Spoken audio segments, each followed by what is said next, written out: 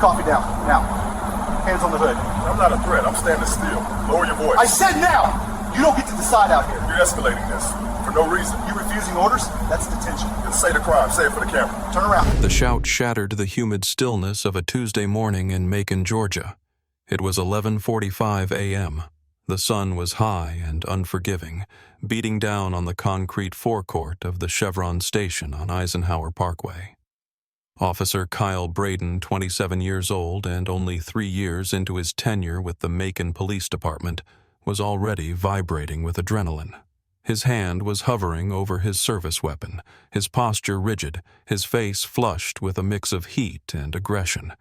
He was yelling at a man who was standing perfectly still. The man he was screaming at was Major Elias Thorne, United States Marine Corps, retired. At 58 years old, Elias didn't look like a threat. He looked like a man who had earned his rest. He was wearing pressed khakis, a collared polo shirt tucked in with military precision, and polished leather loafers.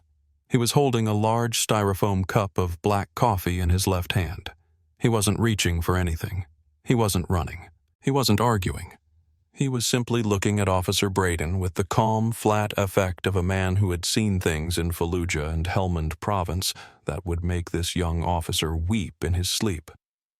"Officer," Elias said, his voice a deep, steady baritone that carried over the hum of the gas pumps. "I am drinking a cup of coffee that I just purchased. My vehicle is right here.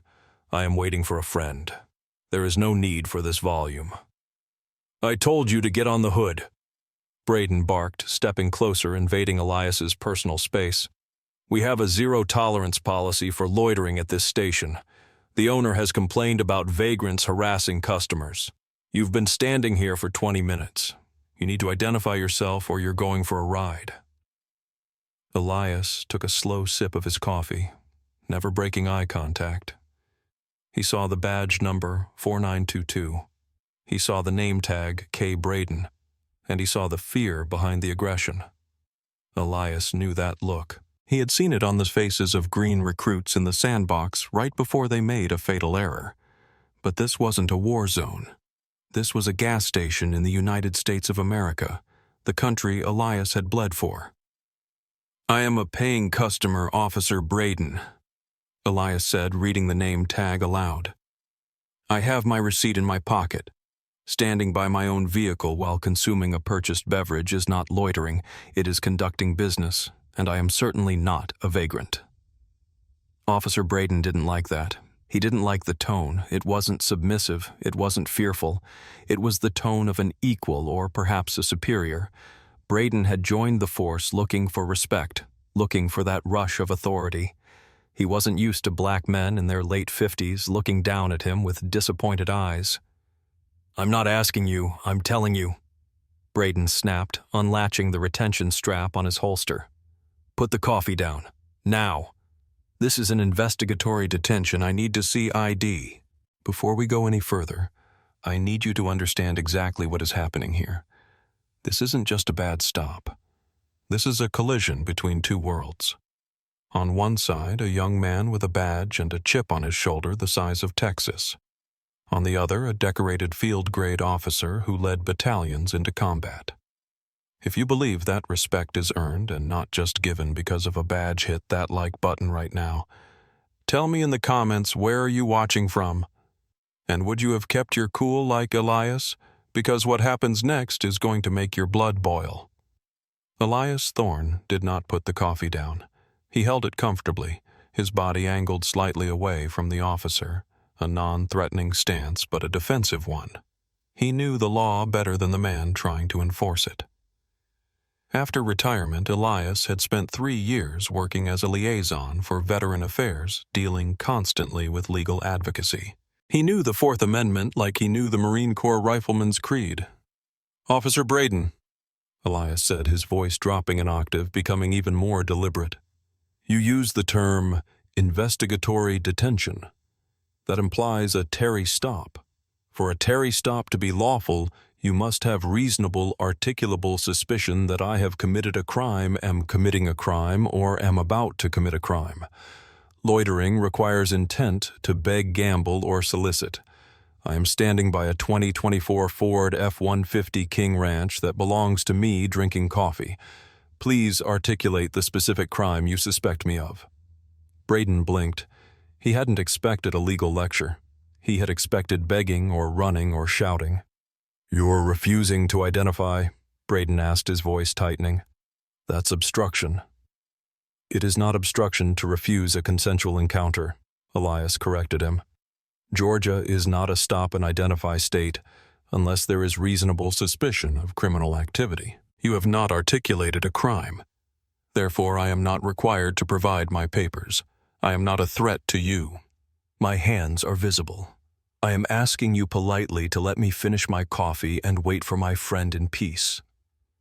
"You're being smart with me," Braden sneered. He looked around. The gas station was busy. A few people at the pumps had stopped fueling their cars. A woman in a minivan was watching. A man in a delivery uniform had paused near the air pump. Braden felt the eyes on him. He felt his authority slipping away, evaporating in the humid air. He couldn't walk away now. If he walked away, he looked weak. He looked like he had been told what to do by an old man. "I'm not being smart," Elias said. "I'm being a citizen. I'm exercising the rights I fought to protect. You're making a mistake, son. A very expensive mistake. Look at me. Do I look like a vagrant? Do I look like I'm harassing anyone? The only harassment happening here is coming from you." "Don't call me son," Braden spat. "I'm a police officer, and I'm determining that your presence here is causing a disturbance. You're arguing in a public place. That's disorderly conduct." Elias almost laughed. It was tragic, really. The circular logic. I am bothering you, so you are annoyed, and because you are annoyed, I am being disorderly. "I haven't raised my voice," Elias said calmly. "I haven't used profanity. I haven't made a threat. I am answering your questions. That is not disorderly conduct. Officer, look at the camera above the door behind me. Look at the camera on the pump. Everything is being recorded. Do you really want to explain to your sergeant why you arrested a 58-year-old man for drinking coffee?" Braden's face turned a shade of crimson that clashed with his dark blue uniform. He stepped forward, aggressive, closing the gap to less than 2 feet. He was trying to provoke a reaction. He wanted Elias to push back. He wanted a reason. "Last chance," Braden said, his hand now gripping his baton, though not drawing it. "ID. Now." "No," Elias said simply. "Am I free to go, or am I being detained?" "You're detained," Braden said. "For what crime?" "Investigation of loitering and disorderly conduct." Elias nodded slowly. "Very well. I am detained under protest. I am not resisting, but I am not consenting to any searches, and I am not answering any further questions without an attorney present." The audience for this encounter had grown. 2 aisles over, a heavy-set man in a landscaping truck had pulled out his phone. Near the entrance of the convenience store, a younger woman was holding her smartphone horizontal, steady, and focused. The red recording lights were blinking. Officer Braden noticed them, and instead of prompting caution, it fueled his indignation. He felt cornered. "Turn around," Braden commanded. "Put your hands behind your back." Elias didn't move immediately. He looked directly into the lens of the woman's phone camera near the door. He spoke clearly, ensuring the microphone would pick it up. "My name is Elias Thorne. I am complying with this officer's orders under duress. I have committed no crime. I have identified my vehicle and my purpose. This officer is arresting me because I refuse to waive my Fourth Amendment rights." "Turn around," Braden shouted, reaching out and grabbing Elias's left arm. "I am turning," Elias said, his voice steel. "Do not jerk my arm, officer. I have a reconstructed shoulder from a combat injury. I will move slowly." "I don't care about your shoulder," Braden snapped. "Stop resisting." "I am not resisting," Elias repeated. "I am standing still. My hands are moving to my back. You are escalating a non-violent situation." Braden wasn't listening. He was in fight mode. He spun Elias around with unnecessary force, shoving him forward so that Elias's chest collided with the hot metal of his own truck. The coffee cup fell from Elias's hand, splashing black liquid across his polished loafers and the pristine concrete. "That's obstruction," Braden panted, as if the physical exertion of manhandling a compliant senior citizen was equivalent to a foot chase. "And resisting arrest. You are twisting my arm beyond its natural range of motion." Elias grunted, pain flashing across his eyes, but he refused to scream. A Marine does not scream for a boy like this. "I told you. Reconstructed shoulder. You are causing injury. Should have thought of that before you decided to act like a lawyer," Braden said, snapping the first cuff onto Elias's left wrist. He grabbed the right wrist and wrenched it back. The crowd was getting vocal now. "Hey!" the man in the landscaping truck yelled. "He wasn't doing anything. He's just getting coffee. I saw him." "Back off!" Braden yelled over his shoulder, struggling to get the second cuff on because his own hands were shaking with adrenaline. "Stay back or you're next. This is an active police investigation." "It's an active lawsuit is what it is," the woman recording said. She didn't back down. "I got it all, sir," she called out to Elias. "I have it all on video. You didn't do anything." "Thank you, ma'am." Elias said, his cheek pressed against the hood of his truck. "Please keep recording. Do not intervene. Just record." Braden finally got the second cuff locked. He tightened them too tight. Elias could feel the metal biting into the ulnar nerve. "Officer," Elias said, "these cuffs are too tight, and you have not double-locked them. That is a policy violation." "Shut up," Braden said. He grabbed Elias by the upper arm right on the surgical scar and hauled him upright. "You want to play games? We'll play games at the station." "It's not a game," Elias said, his voice surprisingly calm despite the throbbing in his shoulder. "It is the Constitution, and you just trampled it." Have you ever seen something like this happen? A public servant so blinded by ego that they can't see they're destroying their own career in real time. Type "yes" in the comments if you think officers need better training on de-escalation. This is the moment where Braden could have stopped. He could have issued a warning. He could have just walked away. But he didn't. He chose the path of destruction. Braden marched Elias to the patrol car parked near the air pumps. He didn't use the escort hold taught in the academy. He used a brute force shove, pushing Elias forward every few steps. Elias stumbled once, but regained his footing. He didn't struggle. He knew that any movement could be interpreted as resisting in the report Braden was already writing in his head. When they reached the cruiser, Braden opened the back door. "Get in." "I need you to watch my head," Elias said. "I am 6'2". Braden didn't place his hand on Elias's head to guide him a standard courtesy and safety procedure. He simply pushed down on Elias's shoulder, forcing him into the cramped back seat. Elias had to twist awkwardly to avoid hitting his head on the doorframe, sending another jolt of fire through his injured shoulder. The door slammed shut. The lock clicked. The air conditioning in the back was non-existent, just the stagnant hot air of the Georgia noon. Elias leaned back against the hard plastic seat. He closed his eyes for a second, centered himself, and began the mental checklist. Name of Officer Kyle Braden. Badge 4922. Time of arrest 11:52 a.m. Witnesses. 2 confirmed recording. Charges stated: loitering, disorderly obstruction. Probable cause non-existent. Injuries: rotator cuff aggravation. Wrist abrasion. He opened his eyes and looked through the plexiglass divider. Braden was in the driver's seat, breathing heavy, typing something into the computer terminal. He looked flustered. He was already trying to justify it.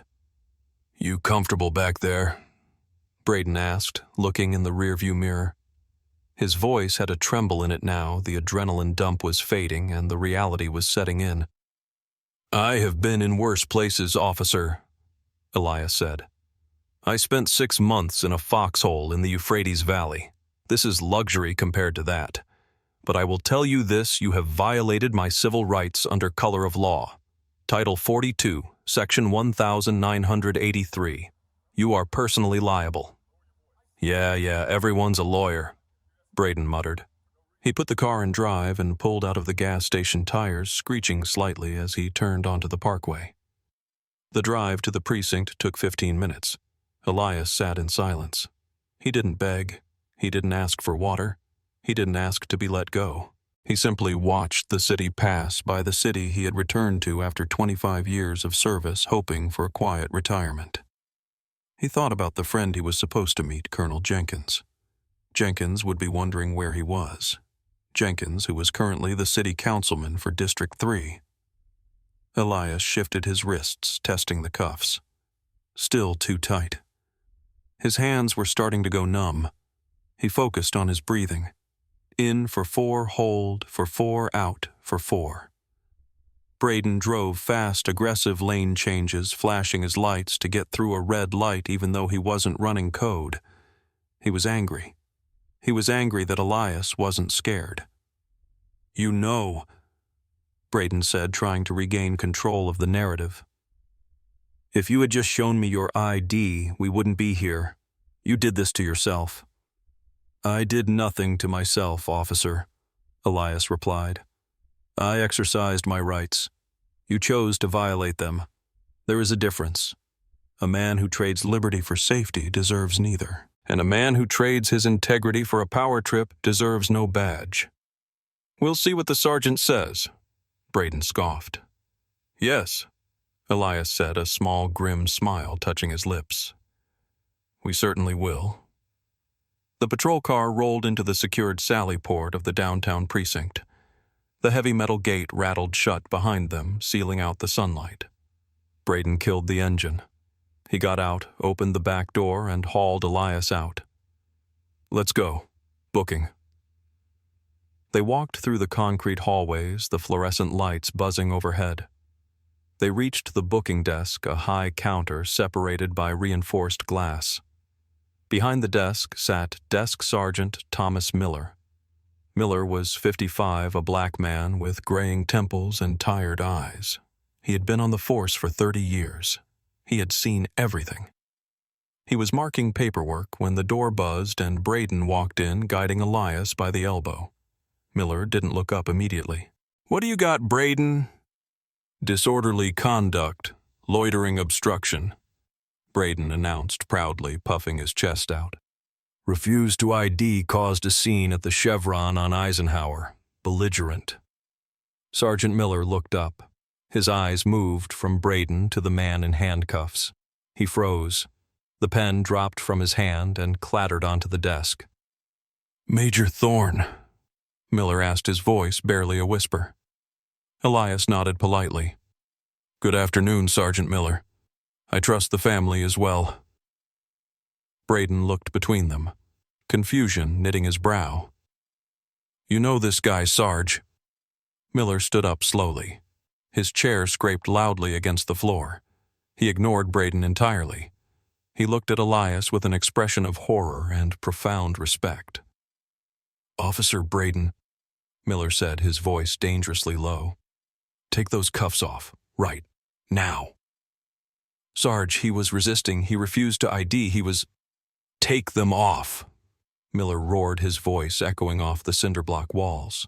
Do you know who this is? This is Major Elias Thorne. He's a Silver Star recipient. He runs the Veterans Legal Defense Fund. He was the keynote speaker at the Police Academy graduation last year. The graduation you attended. Braden's face went pale. The color drained out of him so fast it looked like he might faint. He looked at Elias, really looked at him for the first time. He saw the bearing. He saw the discipline. I didn't know, Braden stammered. He wouldn't show me his ID. He was loitering. Loitering. Miller walked around the desk. He pulled the key from his own belt. He pushed Braden aside roughly. Major, I am so sorry. I am so sorry. Miller unlocked the cuffs. Elias brought his hands forward. His wrists were deeply indented, the skin broken and bleeding slightly where the metal had dug in. He rubbed his left shoulder, grimacing. "Thank you, Thomas," Elias said softly. "It's not your fault." "Braden," Miller said, not looking back at the young officer. "Go to the captain's office. Don't stop at the vending machine. Don't stop at the bathroom. Go to Captain Reynolds' office and sit down and pray." "But Sarge, the paperwork—" "There is no paperwork yet," Miller snapped. "Get out of my sight before I rip that badge off your chest myself." Braden fled. He walked fast, his head down the swagger completely gone. Miller looked at Elias's wrists. "We need to get a medic to look at these, and that shoulder doesn't look right." "The shoulder will hold," Elias said. "But Sergeant, we have a problem. Officer Braden arrested me. He brought me here against my will. He read me well, actually. He didn't read me my Miranda rights. But I am in custody." "Major, we're cutting you loose," Miller said. "This is a mistake, a huge mistake. We'll drive you back to your truck. We'll tear this up." Elias shook his head slowly. "No, Thomas, we won't." Miller paused. "Sir, I want to be processed," Elias said firmly. "I want my mugshot taken. I want my fingerprints rolled. I want the arrest record generated, because if you tear it up, it never happened. And if it never happened, Officer Braden gets to do this to someone else next week, someone who isn't a major, someone who doesn't know you." Captain Reynolds arrived 10 minutes later. He was a tall man, balding, with a reputation for being a politician in uniform. He walked into the processing area looking like he had just swallowed a lemon. "Major Thorne," Reynolds said, extending a hand. Elias didn't take it. He just looked at it until Reynolds awkwardly withdrew. "Major, this is a regrettable misunderstanding. Officer Braden is young. He's zealous. We can handle this internally." "Captain," Elias said, his voice filling the room, "I was handcuffed for drinking coffee. I was shoved against my truck. My shoulder, which was reconstructed after an IED blast in 2004, is currently throbbing. This is not a misunderstanding. It is an assault. We understand that, and we are prepared to offer a formal apology," Reynolds said, sweating now. "But booking you, that's unnecessary. It creates a record that we both know is false." "The record is true, Captain," Elias said. "The arrest happened. The justification is what is false. I insist on being booked. I want the charges of loitering and obstruction formally entered, and then I will post bail, and then I will call my attorney." Reynolds looked at Miller. Miller shrugged helplessly. "He knows the procedure better than we do, Captain." "Major, please," Reynolds pleaded. "Think about the optics, for the department, for the city." "I am thinking about the Constitution, Captain. Something your officer forgot. You have a systemic problem here. Braden felt comfortable doing what he did because he thought I was a nobody. He thought I was just an old black man he could push around. You don't fix that by hiding it. You fix it by exposing it." Elias stepped up to the fingerprint scanner. "Roll them, Sergeant Miller. That is an order." Miller sighed a heavy, sad sound. "Yes, Major." They went through the motions, the photos, the prints, the property inventory. When they got to the contents of Elias's pockets, Miller pulled out the wallet. He opened it and saw the retired military ID, the VA card, and the receipt from Chevron. "Receipt timestamp 11:40 a.m., Miller read aloud for the record. "Item large black coffee, $1.49. He arrested a man for $1.50 coffee," Reynolds muttered, rubbing his temples. "I'm going to kill him." "You won't have to," Elias said coolly. "The lawsuit will do the job for you." After the processing was complete, Elias was allowed to make his call. He didn't call his wife first. He called Colonel Jenkins, the city councilman. "Jenkins," Elias said when the phone picked up. "Elias, where are you? I've been at the diner for 20 minutes. "I'm at the precinct central booking." "What did you get rear-ended?" "No, I've been arrested for loitering." There was a silence on the other end of the line. a silence that was heavy with potential energy. "Stay right there," Jenkins said, his voice ice-cold. "I'm coming down, and I'm bringing the press." The fallout was not a ripple, it was a tsunami. By Wednesday morning, the video recorded by the young woman at the gas station had hit Twitter. By Wednesday afternoon, it was on the national news. The contrast was visually stunning. The calm, distinguished older man standing still and the frantic, aggressive young officer screaming commands.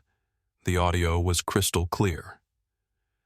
"I am drinking a cup of coffee." Major Elias Thorne's mugshot was plastered everywhere. But it didn't look like a criminal's mugshot. He held his chin high, his eyes fierce and defiant.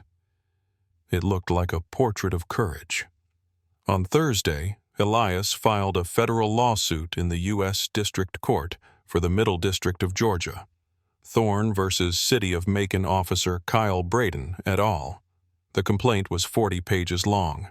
It detailed Fourth Amendment violations. 14th Amendment violations, assault, battery, false imprisonment, and emotional distress. The Macon Police Department tried to get ahead of it. They released a statement saying, "The incident is under investigation." But then the body camera footage was released. Elias had demanded it during the discovery phase, which his lawyers accelerated with an emergency injunction. The Bodycam footage was worse than the cell phone video. It showed the point of view of the bully. It showed Braden's hand shaking. It showed him escalating for no reason. It captured the audio of Elias warning him about the shoulder injury. And it captured Braden saying, "I don't care about your shoulder." That soundbite played on every news station in America. Officer Braden's past came to light. Journalists dug into his records. This wasn't the first time. There were 6 prior complaints against Braden. All of them involved black men over the age of 40. All of them involved vague charges like loitering or public disturbance. All of them had been dismissed by his supervisors as unfounded. But they couldn't dismiss Major Thorne. The city council meeting the following Tuesday was standing room only. Councilman Jenkins sat at the center of the dais, fury radiating off him. The police chief stood at the podium looking like a man facing a firing squad. "How many times?" Jenkins asked, his voice booming. "How many times did we let this officer harass our citizens before he picked the wrong one? Major Thorne fought for this country. He bled for it, and he comes home to be treated like a criminal in his own neighborhood." The community erupted. Veterans groups, civil rights organizations, church leaders, they all rallied behind Elias. The "I stand with the Major" hashtag trended for 3 days straight. Elias gave one interview. He sat in his living room, his arm in a sling. The doctors confirmed a tear in the rotator cuff that would require surgery. "I don't want people to feel sorry for me," Elias told the reporter. "I can take it. I'm a Marine. I want you to worry about the man who isn't a major, the man who works 2 shifts at the factory and stops for gas. If Braden had done this to him, that man would be in jail right now. He would have lost his job. He would have a criminal record. That is who I am fighting for." Justice, when it finally came, was swift and absolute. Officer Kyle Braden was terminated for cause 21 days after the incident. The Internal Affairs investigation concluded that he had violated 14 separate departmental policies, lied in his initial report, and used excessive force. He was stripped of his certification, meaning he could never work as a police officer in the state of Georgia again.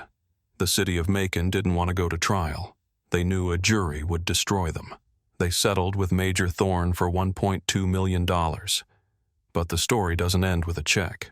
Elias Thorne took that money, every single cent of it, and he didn't buy a new truck. He didn't go on a cruise. He founded the Guardian Legal Initiative, a nonprofit dedicated to providing top-tier legal defense for veterans and elderly citizens who are wrongly detained or arrested by police. 6 months later, Elias stood at the podium of the same Chevron station. It had been renamed as a community safe spot. A plaque was being dedicated. The sling was gone, but the stiffness in his shoulder remained a permanent reminder. He looked out at the crowd. He saw Sergeant Miller, who had testified truthfully against Braden. He saw Councilman Jenkins. And he saw young people, teenagers, holding signs that said, "Respect our elders." "We speak a lot about freedom," Elias said to the crowd. "But freedom is not just a word in a song. It is the ability to stand on your own 2 feet in your own town and drink a cup of coffee without fear. That is what we fought for overseas, and that is what we must fight for here, not with guns, but with truth, with cameras, with the law." He paused, looking directly at the camera streaming the event. "Authority without accountability is tyranny," Elias said. "And to every officer watching this, we respect the badge. But you must respect the people. The badge is heavy. If you cannot carry the weight of it with honor, then take it off." The applause was deafening. It's quiet now at the Chevron on Eisenhower Parkway. The sun still beats down hot and heavy. But things are different. The officers who patrol that beat wave at the folks standing by their cars. They smile. They remember the Major. This story isn't just about a bad cop. It's about the strength of character. It's about a man who had the power to fight back and chose to use that power to protect others. It reminds us that dignity isn't something anyone can take away from you unless you let them. What would you have done if you were in Elias's shoes? Would you have been able to keep your cool while being handcuffed, or would the anger have taken over? It's a hard question, but it's one we all need to ask ourselves. Thank you for watching. If this story moved you, if it made you think about the meaning of service and justice, please share it. Leave a comment below with your thoughts on the settlement. Was it enough? And remember, stand tall, stand firm, and always know your rights. See you in the next one.